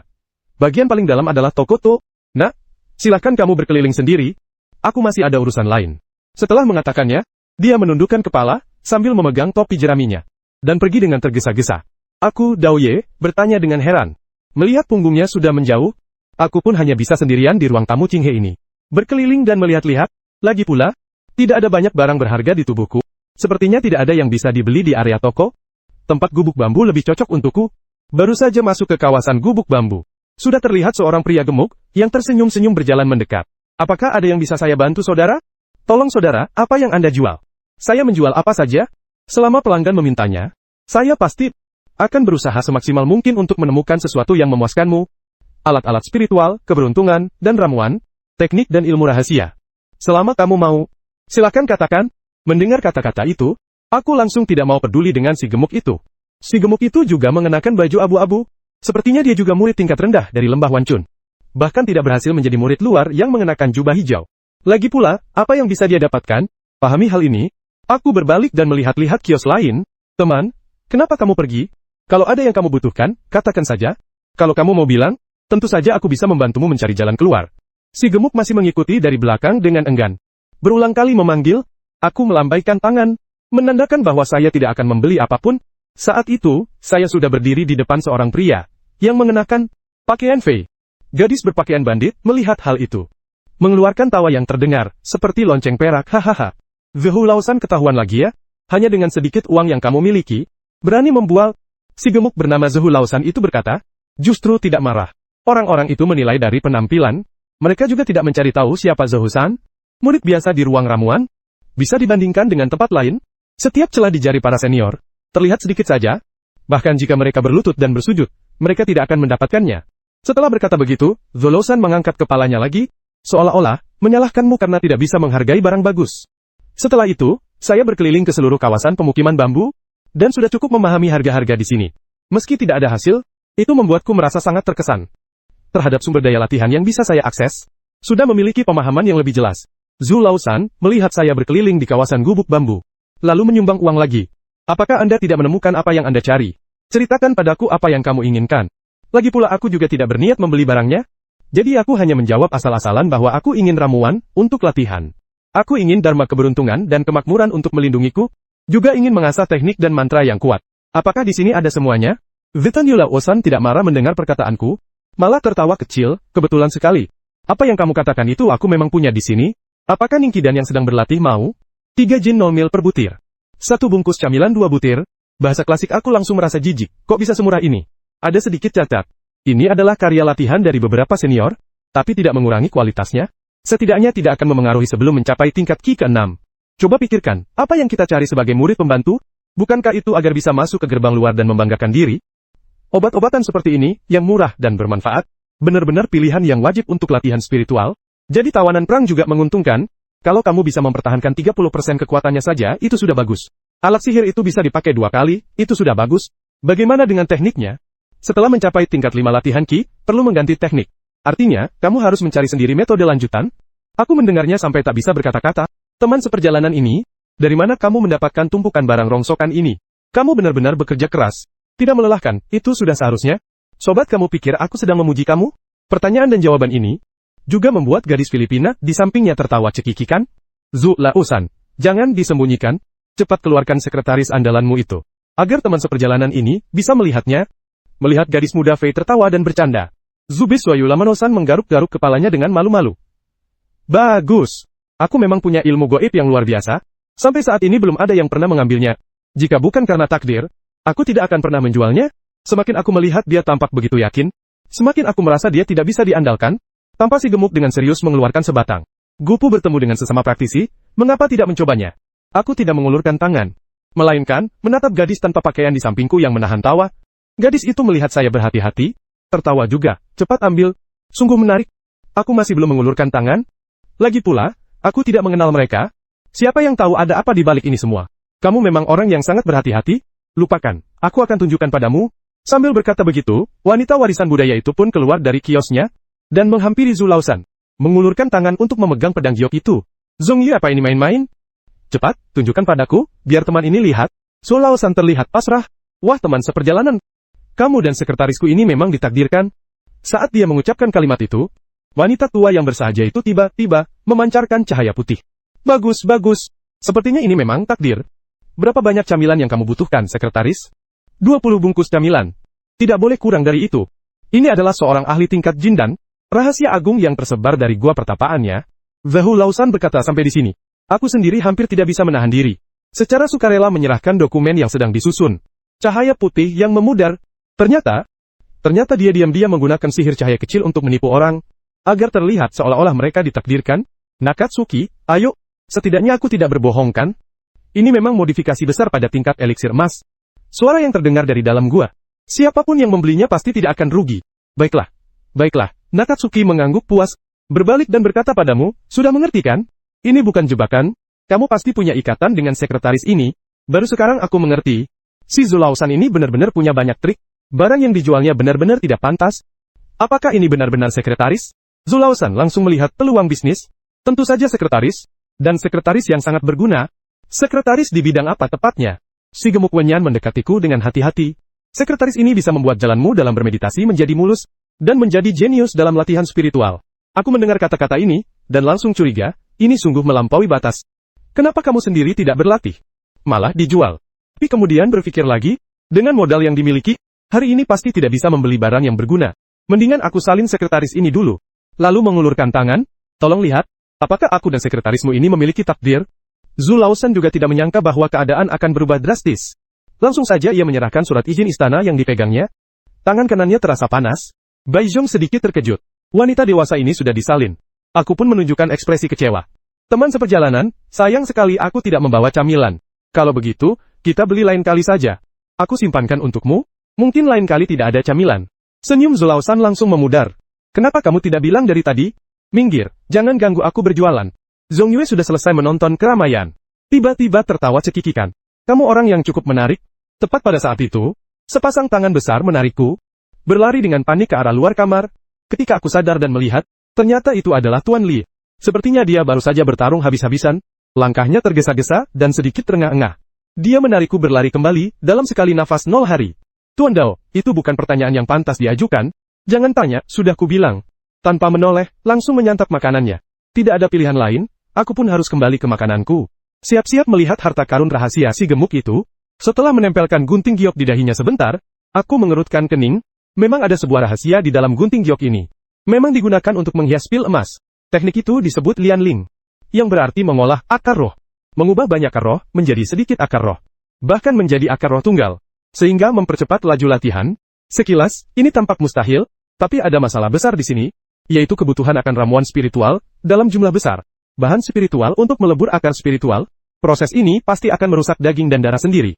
Menjadi lemah dan sering sakit. Umurnya pun akan terpengaruh karenanya. Seiring dengan peningkatan kultivasi, sumber daya yang dibutuhkan pun semakin banyak. Dan cedera yang diderita pun semakin parah. Jadi sekretaris ini benar-benar tidak bisa dilatih. Sayang sekali, akhirnya menemukan satu yang bisa meningkatkan kultivasi lebih cepat, tetapi tidak bisa berlatih. Meskipun dalam metode latihannya telah dijelaskan mengenai cedera, artinya, tingkat latihan fisik juga harus mengikuti. Tapi harus diingat, sumber daya yang dibutuhkan untuk latihan fisik tidak kalah dengan latihan biasa. Kalau dihitung begitu, maka harus disiapkan 3 porsi. Hanya sumber daya di Tsukiji yang bisa. Sumber daya yang terpakai ini benar-benar angka yang fantastis. Tidak ada pilihan lain selain menunda latihan ini untuk sementara. Nanti kalau kondisinya sudah memungkinkan, baru dicoba lagi. 10 hari ke depan, saya tidak pernah lagi pergi bersama Tuan Li ke Qinghe untuk menyelidiki suatu perkara. Setiap hari, selain memeriksa ladang dan hutan, saya juga mengonsumsi buah baru, secara bertahap memurnikan khasiat obat untuk meningkatkan keselarasan batin. Selama periode ini, Tuan Li malah bersama Zhang Shan, dan beberapa murid lain yang tidak biasa. Kadang-kadang terlihat dia membungkuk-bungkuk kepada beberapa orang, seolah-olah ingin menyenangkan mereka. Berdasarkan pengetahuanku tentang Tuan Li, masalah ini sama sekali tidak sesederhana yang terlihat. Saat itu, pengelola jaringan terluka akibat serangan ilmu terbang. Dia masih menyimpan dendam. Bagaimana mungkin dia bisa bersikap baik kepada Zhang Shan dan yang lainnya? Ingatlah bahwa Tao Tua pernah memurnikan darah suci. Tiba-tiba muncul dugaan berani di benakku. Mungkinkah Dao Ye sudah mempekerjakan orang? Membayangkan kemungkinan seperti itu. Perasaan saya jadi campur aduk. Tanpa terasa, beberapa hari telah berlalu. Pada malam hari itu, saya hanya merasakan energi Zoutian yang melimpah tiba-tiba, berputar lebih cepat. Seolah-olah, melintasi ambang batas yang tak terlihat. Segera setelah itu, benih roh di pusat energi mulai menumbuhkan tunas kecil. Seluruh tubuh merasakan getaran spiritual, tiba-tiba meningkat drastis, akhirnya mencapai tingkat kedua latihan Kia. Yang lebih mengejutkan lagi adalah, aku mengira darah haidku hanya 9 tetes. Sudah mencapai batas latihan kultivasi darah. Tak disangka, setelah menembus tingkat kedua latihan Ki, tidak hanya dari 9 tetes darah menstruasi, menjadi 10 tetes darah haid.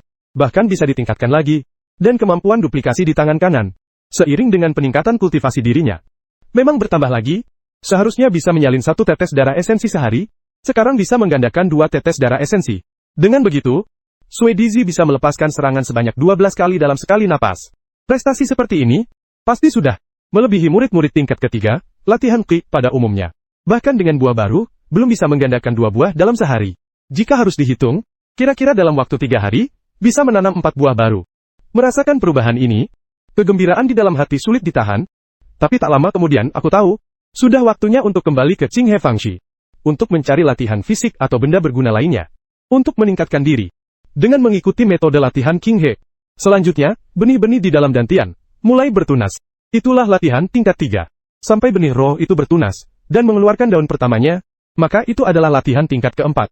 Nanti, maka berhak menjadi murid luar lembah Wancun. Saat itu, 2 ekor gagak terbang melintasi kegelapan malam, dan mendarat di atas meja batu. Hari ini pun tidak menemukan buah ajaib. Tapi ini juga hal yang wajar. Gagak besar itu memanggilku dengan lembut, menoleh ke arah jendela. Maksudmu ada sesuatu di luar? Aku berjalan diam-diam ke jendela.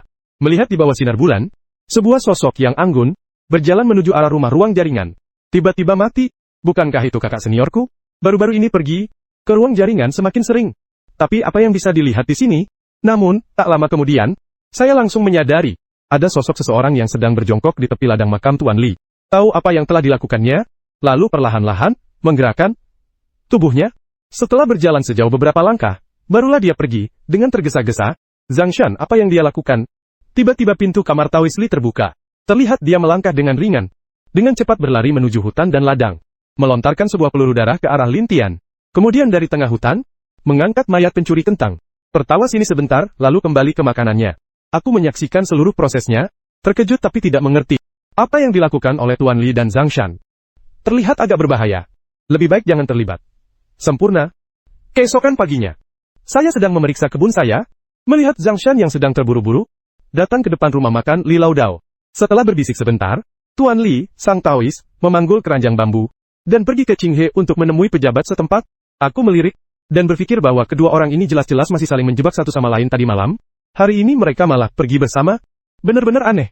Latihan hari ini selesai. Hari mulai gelap. Tiba-tiba terdengar langkah kaki di depan makanan.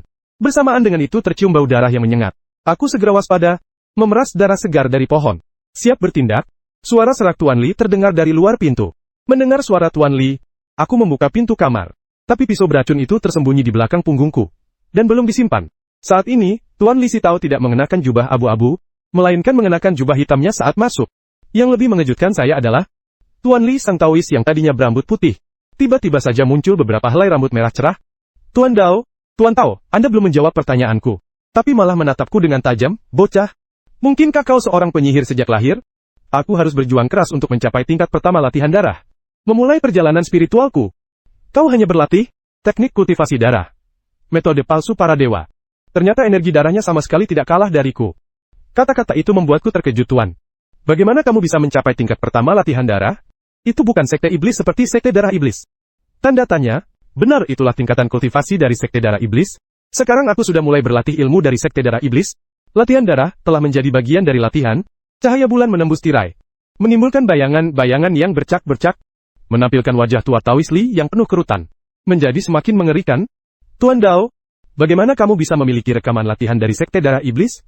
Ternyata hari ini, tidak ada. Membunuh murid Lin Xiaozong, Zhang Shan. Maka muncullah Zhang Shan dan Lin Xiaozong. Aku pun semakin terjerumus. Benar, itu Lin Xiaozong. Kemudian Taoist tua Li, lalu menceritakan perbuatan Zhang Shan. Zhang Shan sebenarnya adalah murid Lin Xiaozong, dan telah mempelajari cara menjinakkan tikus pencuri roh. Tidak hanya merusak ladang roh kita, tapi juga menjebakku sehingga aku harus keluar dari tugas sebagai pengelola jaringan. Karena dia punya niat jahat, saya tidak perlu ragu-ragu, tepat untuk membunuhnya demi mendapatkan bagian utama dari latihan darah. Dengan darah rohnya aku akan memasuki tingkat pertama latihan darah. Sampai di sini, Tuan Li, sang Taoist mengepalkan kedua tangannya. Rambutnya yang bercampur merah dan putih berkibar tertiup angin. Mengapa Tuan Nao datang menemuiku malam ini, untuk bersenang-senang? Aku datang menemuimu hari ini.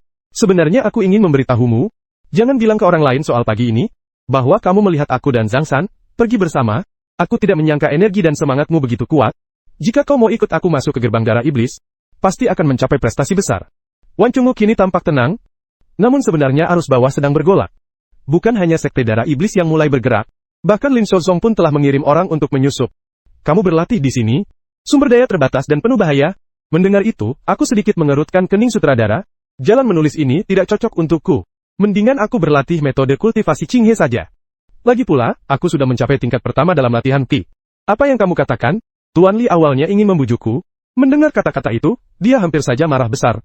Aku menyadari bahwa kalian yang kejam itu adalah sangat pandai menyembunyikan. Kamu sama saja dengan kakekmu yang jahat itu. Bukan manusia. Karena kamu sudah mencapai tingkat pertama. Maka mulai sekarang kamu bukan lagi sekutuku. Kita tidak perlu berhubungan lagi. Latihlah dengan baik latihan keromahanmu. Suatu hari nanti menjadi seorang praktisi tingkat tinggi. Jalan ini tidak bisa aku tempuh.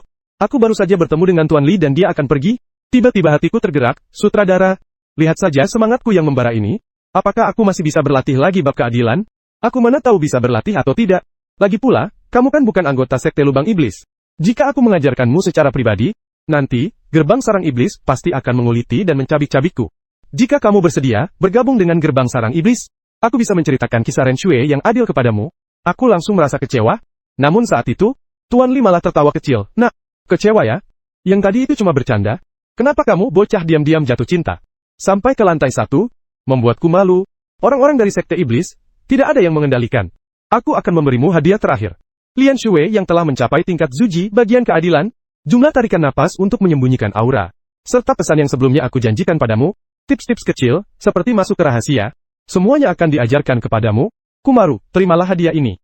Sejak saat itu, perjalanan di dunia persilatan masih panjang. Kita tidak akan bertemu lagi. Mendengar itu, hatiku terasa tenang, dan bertatapan dengan Taoist tua itu, mengangguk perlahan, dan maju ke depan. Tolong, Guru Tao, gantikan teman seperjalananku. Tuan Li menutup matanya. Namun yang terlintas di benakku adalah puluhan tahun yang lalu. Gadis muda yang tersenyum ceria itu. Kuda, mulai hari ini aku akan meninggalkan dunia fana. Aku tidak akan lagi mencampuri urusan cucumu ini. Mohon, agar teman seperjalanan ini, mengajarkan ilmunya.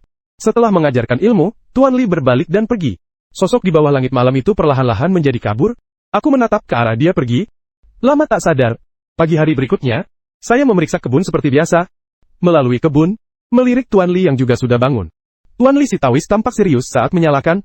Seolah-olah tidak mengenal saya, aku juga tidak menyapanya lagi.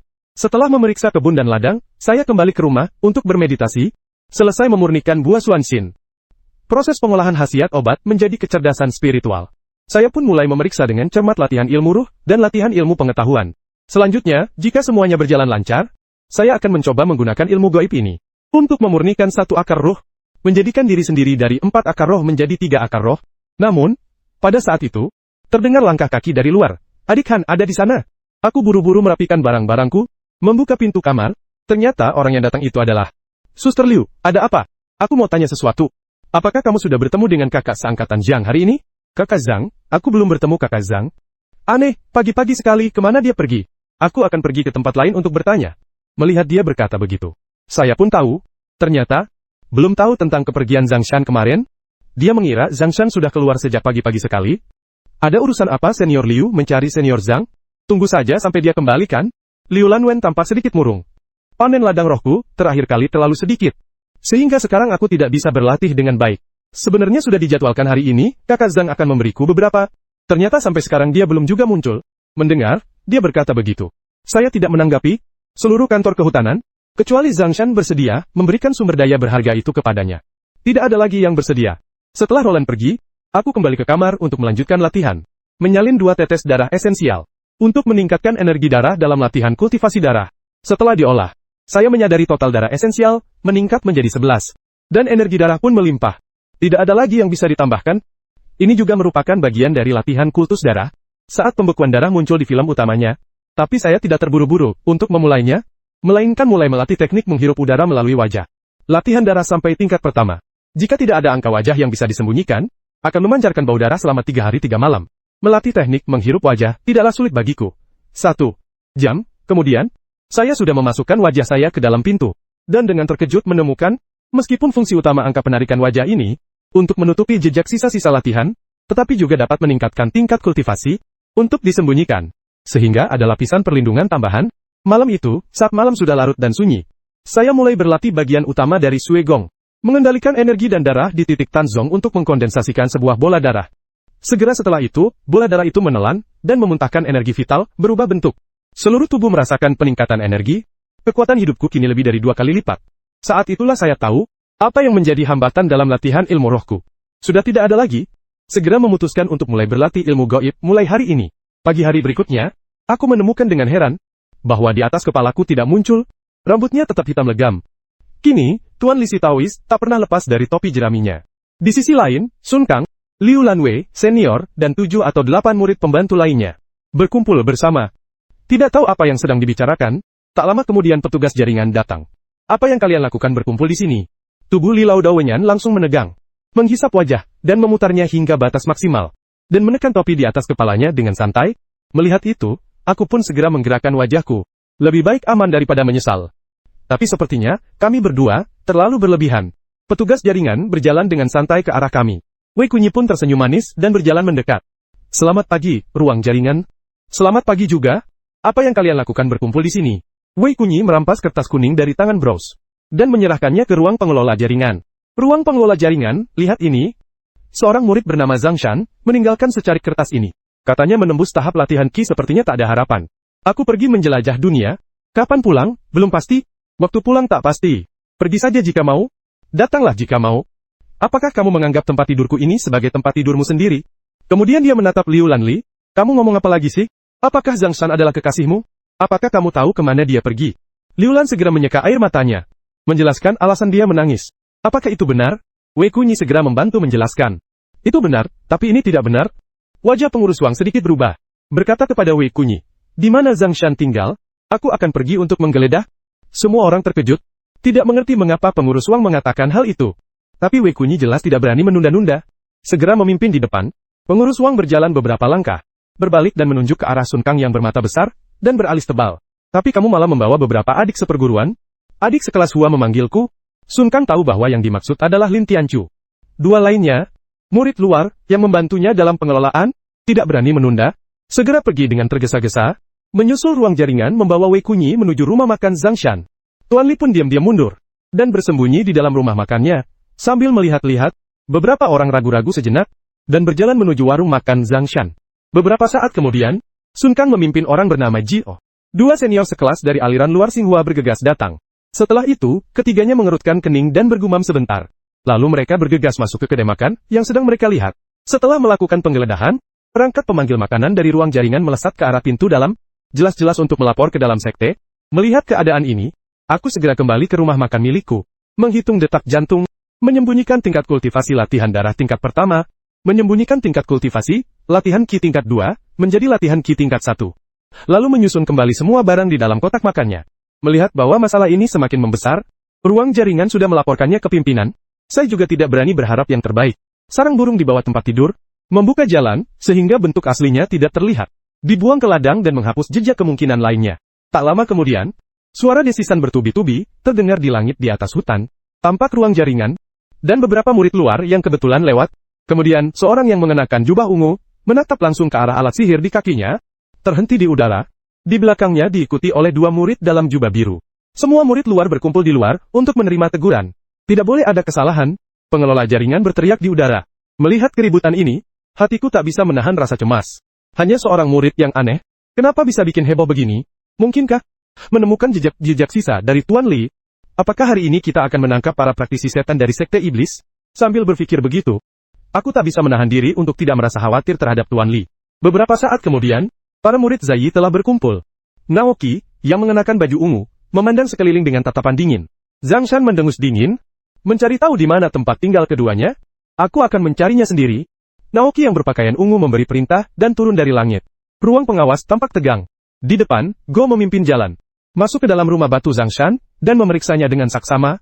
Tempat tidur batu telah dibalik, bagian belakang papan tempat tidur. Terukir pola kepala binatang yang mengaum. Di bawah tempat tidur, ada lubang besar yang gelap dan pekat sebesar tong air, yang memancarkan bau busuk. Memandang ke atas paling-paling hanya melanggar aturan. Tapi pola unik dari hewan peliharaan ini adalah milik klan retail. Zhang Shan ini pasti dibeli oleh suku retail. Saat masuk kerja, dia sudah mengatakan pasti akan seperti ini. Kemudian, petugas jaringan kota mengantar keduanya ke rumah batu yang akan mereka kunjungi. Setelah melakukan penyelidikan, tidak ditemukan hal yang mencurigakan. Tepat pada saat itu, dua murid dalam mendorong seorang murid laki-laki yang berpakaian tidak rapi. Ada 3 orang lagi di ruang rekaman yang pergi untuk bertukar barang, belum kembali. Padahal orang ini sedang membaca sendirian di dalam rumah. Jadi, cepatlah keluar. Para murid pun tak bisa menahan tawa tertahan. Panggilan sekte? Orang ini ternyata sibuk membaca sendiri. Enggan keluar juga aneh. Wajah di ruang rekaman langsung muram. Energi dari Realm of the Living tiba-tiba dilepaskan dasar bajingan. Wang Hui akan menghukum berat bajingan yang linglung ini. Untuk melihat hasilnya, pengelola situs, Wen Yan, segera menjawab. Menahan tawa. Membawa murid pembantu yang sedang asik membaca itu ke samping ruang rekaman.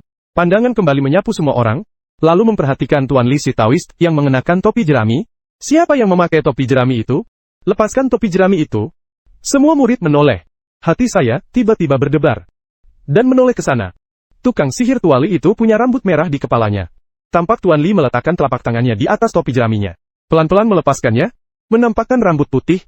Murid Likuan dan Duta Besar Negara Lu. Di usiamu yang sudah setua ini, masih ingin memulai latihan spiritual? Bagaimana kamu bisa masuk ke barisan murid pembantu? Murid itu baru mendapat kepercayaan dari sekte saat berusia lebih dari 90 tahun. Dan memiliki bakat dalam dunia bela diri. Hampir bisa berlatih. Oleh karena itu, ada peluang untuk gagal masuk ke sekte.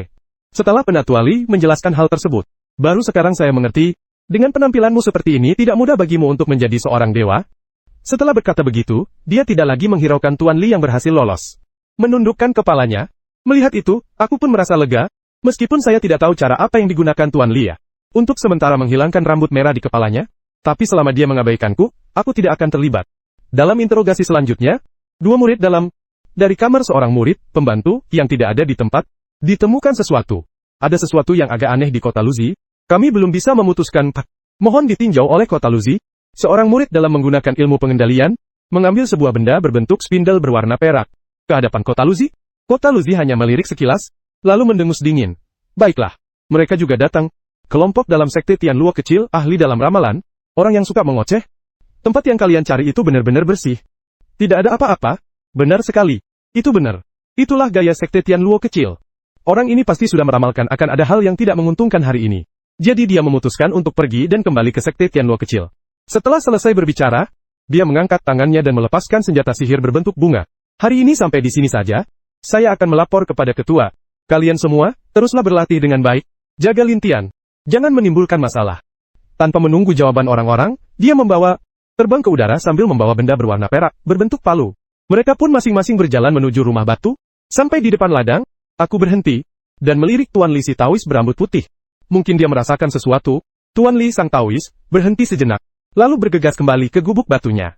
Setelah kejadian itu, saya juga menyadari bahwa, dalam bergaul dengan orang lain, saya harus tetap waspada, jangan terlalu terbuka. Setelah kembali ke rumah batu, saya terus mengonsumsi buah swansin untuk meningkatkan kultivasi saya.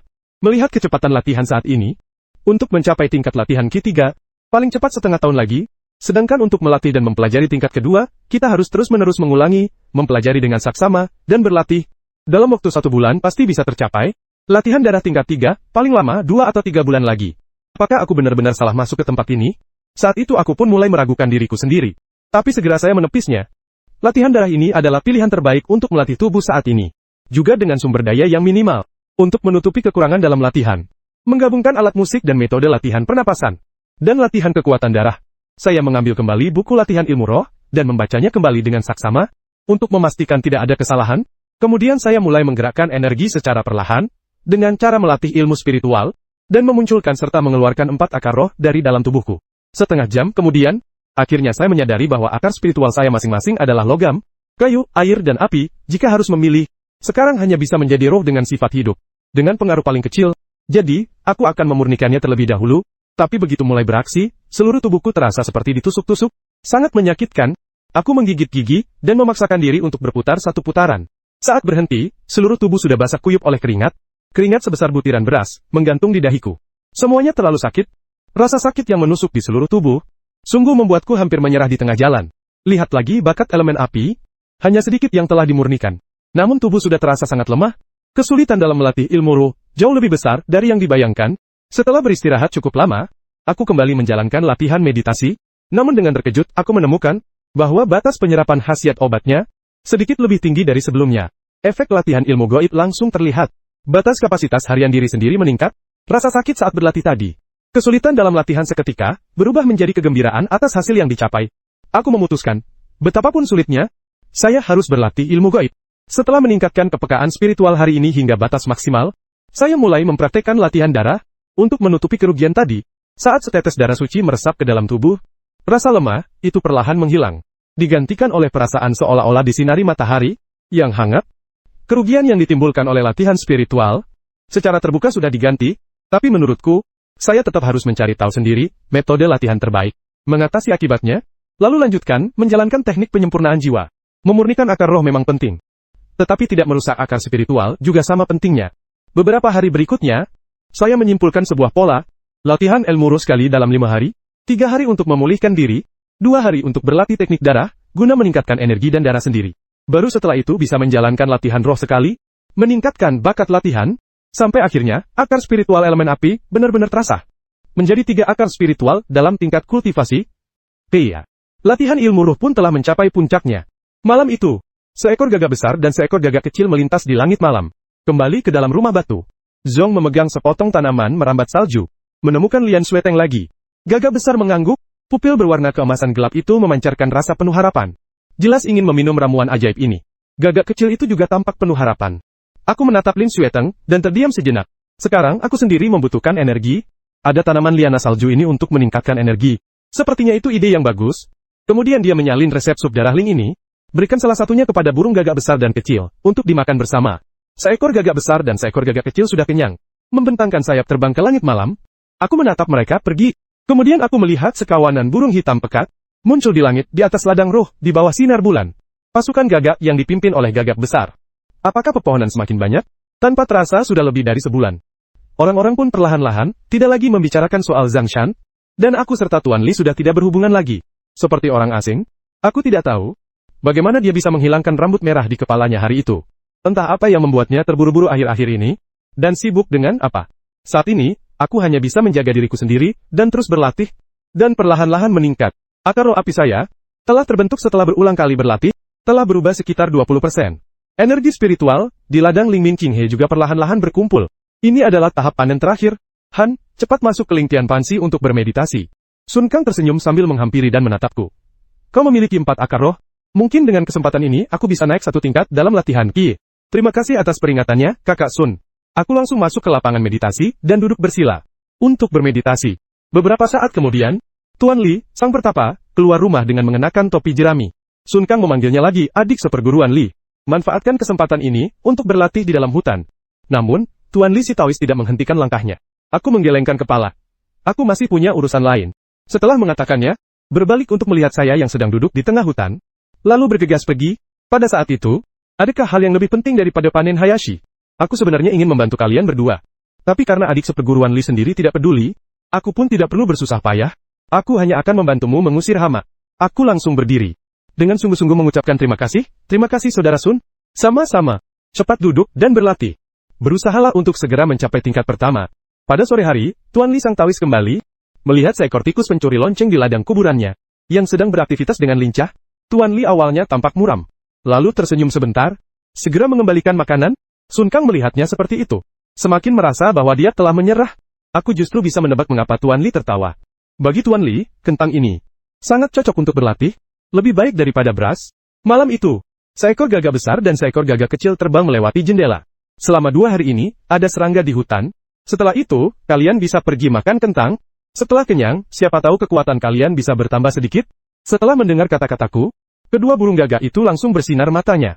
Dan dalam sekejap melesat ke udara. Beberapa saat kemudian, getaran yang berderak-derak. Suara sayap terdengar, langsung melihat ke jendela. Hanya sekelompok burung gagak, dipimpin oleh gagak besar dan kecil. Gagak-gagak itu mendarat di ladang. Suara itu tidak kecil. Ada sedikit suara bising, murid terkejut, berteriak 2 kali ke arah luar. Gagak itu pun tak tinggal lama. Setelah menangkap beberapa serangga roh, ia pun terbang menjauh. Aku baru saja bernapas lega. Ketika aku mendengar teriakan marah dari Tuan Li, tetanggaku, binatang apa ini?